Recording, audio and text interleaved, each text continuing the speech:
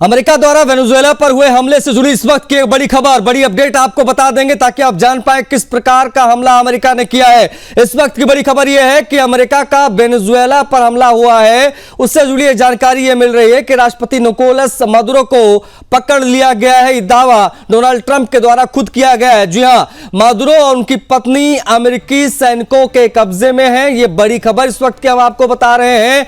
Maduro को Venezuela से बाहर लेकर जाया गया है, ये बात भी डोनाल्ड ट्रंप के द्वारा कही गई है। तो ये बड़ी जानकारी इस वक्त की आपको हम दे रहे हैं। बताएं आपको ये दें कि वेनेजुएला के ऊपर एकदम से अमेरिका ने बड़ा हमला किया। ये बड़ी खबर इस वक्त की हम आपको बता रहे हैं। बता आपको ये दें कि ये बड़े अटैक जो है वो अमेरिका ने एकदम से किया, लगातार उनके मिलिट्री बेस को टारगेट किया गया और ये इस वक्त की बड़ी जानकारी हम आपको दे रहे हैं। अमेरिका का वेनेजुएला पर हमले से संबंधित ये इस वक्त की बड़ी खबर है। बीते कई महीनों से अमेरिका हमले की चेतावनी दे रहा था और एकदम से यह हमला हो गया है। राष्ट्रपति निकोलस मदुरो के खिलाफ बड़ी कार्रवाई किए जाने का दावा किया गया है खुद ट्रंप के द्वारा। उनके बयान के मुताबिक राष्ट्रपति मदुरो और उनकी पत्नी को हिरासत में ले लिया गया, देश से बाहर लेकर जाया गया है। ये बड़ी खबर आपको हम बता रहे हैं। अमेरिकी सैनिक वेनेजुएला में मौजूद हैं, बड़े पैमाने पर यह कार्रवाई वहां पर देखने को मिली है। आज हर एक पहलू की बात करेंगे। आपको बता दें, मदुरो और उनकी पत्नी को हिरासत में लेने के बाद खुद इसकी पुष्टि अमेरिकी राष्ट्रपति डोनाल्ड ट्रंप ने की है। ये बड़ी जानकारी है, ट्रंप ने ट्वीट करते हुए ये बड़ी जानकारी दी है। तो ये इस वक्त की एक बड़ी खबर है। बड़े पैमाने पर मिलिट्री स्ट्राइक लॉन्च किया यूएस ने वेनेजुएला के ऊपर, लगातार वो चेतावनियां दे रहा था। उस बीच ये बड़ी खबर निकलकर सामने आ रही है कि मिलिट्री स्ट्राइक के बाद में जो राष्ट्रपति हैं वेनेजुएला के, उनको पत्नी सहित हिरासत में ले लिया गया और उनको देश से बाहर लेकर गए हैं। तो ये बड़ी जानकारी है।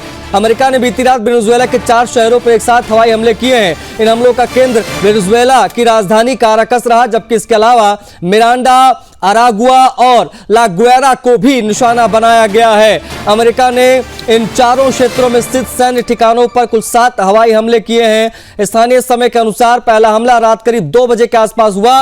इस जरा आप तस्वीरें देखिए किस प्रकार से बमों की बरसात कर दी वेनेजुएला पर। अमेरिका ने एकदम से चीख पुकार, चित्कार मच गई वेनेजुएला में। सड़कों पर गाड़ियां वहीं रुक गई, घरों से लोग बालकनी में बाहर आ गए क्योंकि बड़े पैमाने पर बम बरसा दिए वेनेजुएला पर अमेरिका ने। ये उस समय की तस्वीरें हम आपको दिखा रहे हैं, रात करीब 2 बजे के आसपास की तस्वीरें हैं और बाकायदा इसके बाद इसकी जिम्मेदारी ली गई और बताया गया कि यूएस ने यह हमला किया है। अमेरिकी राष्ट्रपति डोनाल्ड ट्रंप ने वेनेजुएला के भीतर सैन्य सुविधाओं और कुछ खास स्थानों पर हमले का आदेश जारी किया था। यानी ये कार्रवाई अचानक नहीं थी बल्कि पहले से सैन्य योजना का हिस्सा थी।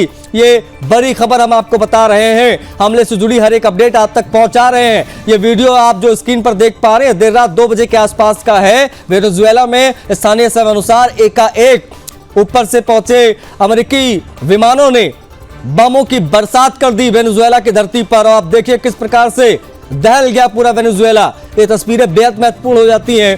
किस प्रकार से इस वीडियो में साफ तौर पर देखा जा सकता है कि शहर के ऊपर से कम से कम ऊंचाई पर जाकर करीब 10 हेलीकॉप्टर उड़ान भरते नजर आए। हेलीकॉप्टर की आवाज के साथ कई इलाकों में जोरदार धमाकों की आवाज भी आने लगे। ये बेहद महत्वपूर्ण और बड़ी जानकारियां हम आप तक पहुंचा रहे हैं। आप जरा देखिए किस प्रकार से बम बरसाए गए और बेहद नजदीक जाकर, मतलब वेनेजुएला बहुत नजदीक जाकर शहर के वहां पर एकदम से बम बरसाए गए। आपको यह बता दें, ये जो बम बरसात की आप तस्वीरें देख रही है, ये काराकस की है, राजधानी है वेनेजुएला की। उनके कई हिस्सों में बिजली आपूर्ति एकदम से ठप हो गई बम गिरने की वजह से। शहर पूरा अंधेरे में डूबा हुआ आपको दिखाई दे रहा होगा। डर का माहौल बन गया, लोग चीखने लगे, चिल्लाने लगे और ये जानकारियां हम आप तक पहुंचा रहे हैं। हमले के बाद वेनेजुएला के राष्ट्रपति निकोलस मदुरो सामने भी आए थे। उन्होंने एक बड़ा बयान भी जारी किया। उन्होंने कहा भी था कि इन हमलों का डटकर जवाब दिया जाएगा, लेकिन अभी जो सूचना मिल रही वो ये है कि मदुरो ने पूरे देश में इमरजेंसी घोषित की, लेकिन मदुरो को ही हिरासत में ले लिया गया है। उनको अमेरिकी सैनिक जो है अपने कब्जे में लेकर वेनेजुएला से बाहर गए हैं। ये सूचना खुद ट्रंप ने दी है। ये जानकारी खुद यूएस के प्रेसिडेंट डोनाल्ड ट्रंप ने जारी की है, जानकारी दी है। अमेरिका वेनेजुएला में तख्ता पलट करना चाहता है, इस प्रकार की बातें भी हो रही हैं। लेकिन जो वेनेजुएला के राष्ट्रपति हैं उनका सीधे तौर पर यह कहना है कि हमारे संसाधनों पर कब्जा करने के लिए इस प्रकार की चीजें हुई हैं। विशेष तौर पर खनिज संसाधनों पर कब्जा करना है ये उद्देश्य अमेरिका का। अमेरिकी राष्ट्रपति ट्रंप ने दावा किया है कि मदुरो के खिलाफ बड़े पैमाने पर हमने हमले किए, उनकी पत्नी को पकड़ लिया, उनके साथ और लेकर बाहर गए हैं। देखिए वैचारिक मतभेद क्या है वो भी हम आपको ग्राफिक्स के माध्यम से दिखा रहे हैं ताकि आप समझ पाए कि आखिर ये एकदम से नहीं हुआ। क्योंकि ये खबरें हम लगातार वर्ल्ड वॉच में दिखा रहे थे कई दिनों से कि लगातार यूएस जो है वो वेनेजुएला को धमका रहा था, क्योंकि तेल के लिए आप कह सकते हैं सबसे बड़ा अगर कोई क्षेत्र है तो वो वेनेजुएला है। और वेनेजुएला का झुकाव जो चीन रूस की तरफ ज्यादा हो रहा था वो बहुत बड़ा कारण था। और जो राष्ट्रीयकरण वहां पर किया गया तेल के खदानों का, उसको लेकर भी अमेरिका बहुत नाराज था, क्योंकि बड़े पैमाने पर फाइनेंशियली उनको झटका लगा था आर्थिक रूप से। और इसीलिए लगातार जो है ट्रंप धमका रहे थे वेनेजुएला को, और अंत में वही हुआ जिसकी उम्मीद भी थी। वेनेजुएला पर बड़ा हमला अमेरिका ने एकदम से कर दिया, और देर रात जो बमों की बरसात हुई उससे पूरा वेनेजुएला दहल गया। ट्रूथ सोशल पर एक पोस्ट में ट्रंप ने कहा भी है कि ऑपरेशन के बाद मादुरो उनकी पत्नी को पकड़ लिया गया है और देश से बाहर भेज दिया गया। देखिए, वास्तव में अमेरिका और वेनेजुएला के बीच ये टकराव कोई नया नहीं है, जैसा कि हम बता रहे हैं। दोनों देशों के रिश्ते लंबे समय से तनावपूर्ण रहे हैं। वजह भी साथ साथ हम आपको ग्राफिक्स के माध्यम से दिखा, बता और समझा रहे हैं। अमेरिका ने वेनेजुएला को ड्रग तस्करी के मुद्दे पर लगातार घेर रखा था। इसके तहत अमेरिका ने वेनेजुएला के पास समुद्री इलाकों में सैनिक, विमान, युद्धपोत पहले ही तैनात कर रखे थे। बीते 4 महीनों में अमेरिकी सेना वेनेजुएला के 35 नावों पर हमले कर चुकी है। ये वेनेजुएला पर जो मिसाइल अटैक्स हुए हैं उससे संबंधित ये जानकारियां हम आपको दे रहे हैं ताकि आप समझ पाए मिरांडा, अरागुआ, लोगुएरा में, काराकस में किस प्रकार से हमला हुआ। कुछ 7 हवाई हमले से तमाम जो सैन्य ठिकाने हैं वेनेजुएला के उसको ध्वस्त किया गया। ये किस प्रकार से रात 2 बजे के आसपास हमला हुआ वो भी हम आपको बता रहे हैं। 100 से अधिक लोगों की मौत का दावा भी किया जा रहा है।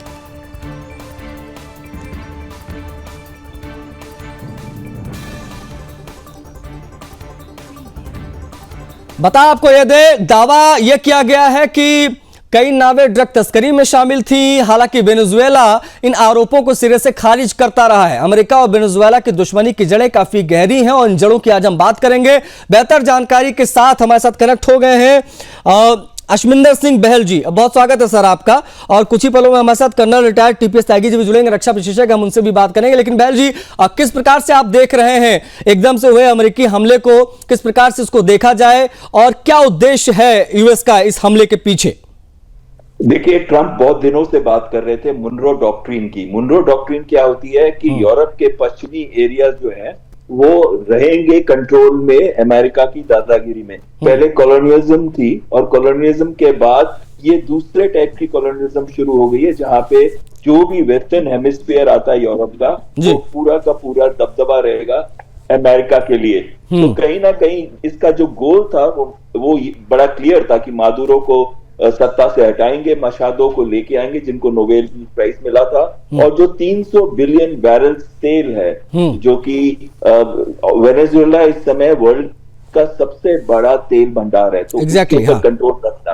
तो कहीं ना कहीं ये 2 मेन कारण थे। इसके लिए मादुरो को जाना ही था। उन्होंने पहले उनको सेफ पैसेज की भी बात की जो मादुरो माने नहीं थे, और उसके बाद ये हमला किया गया। तो ये सरप्राइज हमला था, और सरप्राइज हमले की वजह से वो ज्यादा उनके अगेंस्ट कोई एक्शन नहीं हुआ यूएस फोर्सेस के, जिन्होंने इस्तेमाल किए फाइटर जहाज CH-47 चिनूक, जिससे डेल्टा फोर्स के कमांडोज को वहां पे लैंड भी कराया गया, और साथ ही में उन अटैक भी किया गया 4 मिलिट्री बेसिस पे, एयर बेस पे, एयर हेडक्वार्टर्स पे जहां पे प्लानिंग होती है, पोर्ट इंफ्रास्ट्रक्चर पे, और 4 सिटीज के अंदर कम्युनिकेशन सेंटर्स पे हमले किए गए।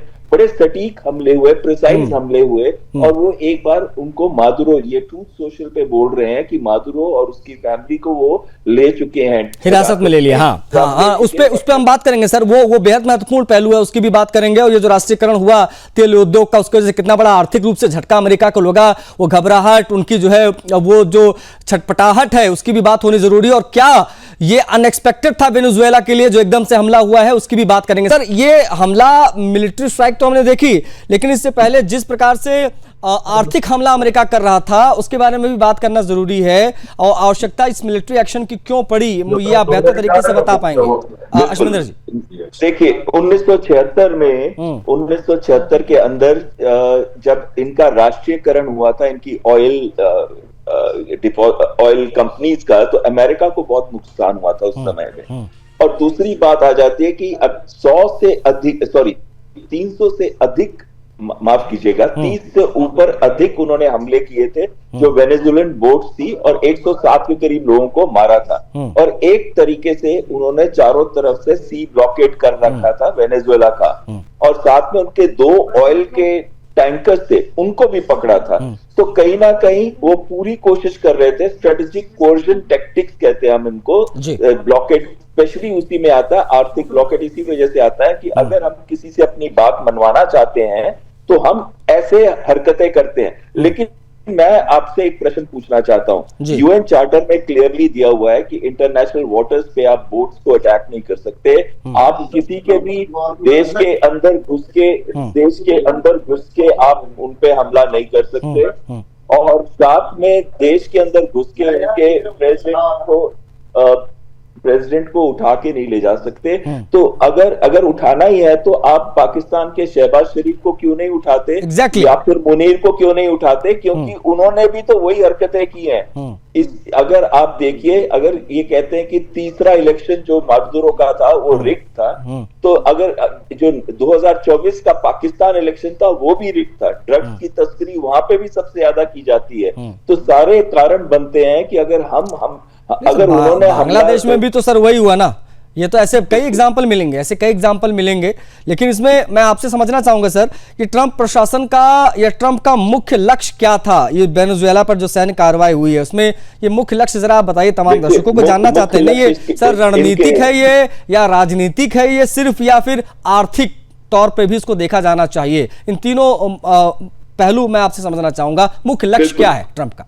देखिए, लक्ष्य उनका बहुत क्लियर था कि इस पूरे एरिया के अंदर दादागिरी सिर्फ ट्रंप की ही चलेगी, यानी कि वेस्टर्न हेमिस्फीयर के अंदर पूरा स्फीयर ऑफ इन्फ्लुएंस ट्रंप का होगा, और वो जो कहेंगे वो ही दूसरे देश मानेंगे, करेंगे। और ऑयल के ऊपर कंट्रोल, मैंने आपसे पहले भी बताया कि 200 billion barrels oil Venezuela world का सबसे बड़ा ऑयल भंडार है, तेल भंडार है, उसके ऊपर कंट्रोल। तीसरा, मशाडो को वहां पे पार में लेके आना, और मशाडो जो है जिनको नोबेल पीस प्राइज मिला था, उन्होंने तो क्लियरली अपने नोबेल पीस प्राइज के लिए ट्रंप को ही धन्यवाद दिया था। और कहीं ना कहीं ईरान को भी बहुत क्लियर मैसेज है इसके साथ साथ कि ईरान में जो तख्ता पलट की बातें चल रही हैं कि हम लॉक्ड एंड रेडी हैं, यानी कि हम लॉक्ड एंड लोडेड हैं, ये सेंटेंस ट्रंप का था। तो कहीं ना कहीं ये पूरे विश्व को भी मैसेज है कि अगर आप मेरी बात नहीं सुनते तो मैं वो करूंगा जो आप सोच भी नहीं सकते। और अपने घर के अंदर भी जो एप्स्टेन फाइल्स का चक्कर चल रहा है ट्रंप का, जिसमें वो काफी बुरी तरह से फंसे हुए हैं, तो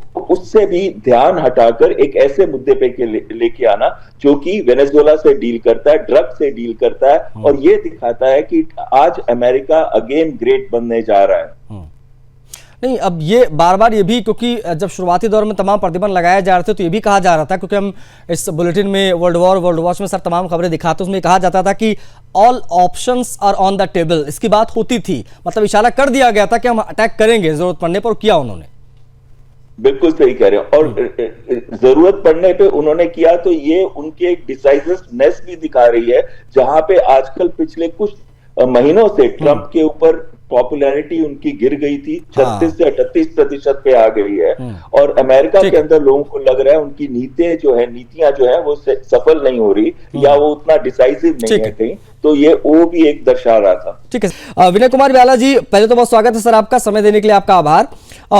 क्या ये जो हुआ है वेनेजुएला के ऊपर अटैक, इसको सैन्य आक्रमण हम कह सकते हैं, या कोई ये सीमित रणनीतिक हमला है कोई, जिसके बारे में आज हम बात कर रहे हैं? विनय कुमार ब्याला जी। मेरे दृष्टिकोण से ये एक लिमिटेड मिलिट्री ऑपरेशन है विद ए लिमिटेड ऑब्जेक्टिव। इनका एक ऑब्जेक्टिव तो प्रेसिडेंट को हटाना, जिसको ये लोग क्लेम कर रहे हैं कि ये लोग ले गए हैं उसको, बिल्कुल इनके डेल्टा फोर्स उसको ले गई है। एक उनका एम वहां की ज्यादातर जगहों पे जहां पे अमेरिका वहां की रिजीम से संतुष्ट नहीं होता है, जी सर, वहां की लीडरशिप को चेंज करने का प्रयास करता है। और ये एक विश्व की राजनीतिक वो रहता है, जैसे ईरान में भी अमेरिका ने उसका पहला गोल था वहां के लीडरशिप को हटाना, जो नहीं हटा पाया था। वेनेजुएला उतना शक्तिशाली देश नहीं है मिलिटरीली, सामरिक दृष्टिकोण से, और अमेरिका, देखिए अब दुर्भाग्य ये है कि अमेरिका कहां तो चला था, विश्व में शांति युद्धों को रोकने और रुकवाने का इनका एक वो था कि हम युद्ध रुकवाएंगे, जी। ये लोग खुद ही युद्ध में इन्वॉल्व हो गए। हम्म। तो ये अमेरिका की बेसिकली दादागिरी है। लेकिन दूसरी तरफ ये है कि आज के युग में कोई भी देश किसी दूसरे देश के लिए लड़ने नहीं जाता है। तो वेनेजुएला को भी अपनी, और वेनेजुएला की मिलिट्री पावर बहुत ही लिमिटेड है, और जैसे कि एक लिमिटेड मिलिट्री ऑपरेशन अमेरिका ने किया, अमेरिका ने उसकी लीडरशिप को हटाया जिसको क्लेम कर रहे हैं। अमेरिका एक ऐसी लीडरशिप को लाना चाहेगा, क्योंकि ये भी पहले किसी के उसको हटा के आए थे। तो अब कोई नई लीडरशिप आएगी जो अमेरिका का ठीक है। मतलब एक चीज आपसे बातचीत करके सर समझ में हमें आई कि ये प्रॉपर सैन्य आक्रमण नहीं है, इसको हम सैन्य आक्रमण नहीं कह सकते, ये सीमित रणनीतिक हमला था, और हमले का उद्देश्य था वो भी व्याला जी ने बताया। सर बहुत आभार आपका समय देने के लिए इस बेहद महत्वपूर्ण विषय पर बातचीत के लिए। बाकी जो भी अपडेट्स आएंगी वेनेजुएला पर हुए अमेरिकी अटैक से संबंधित वो हम आप तक सबसे पहले पहुंचाते रहेंगे।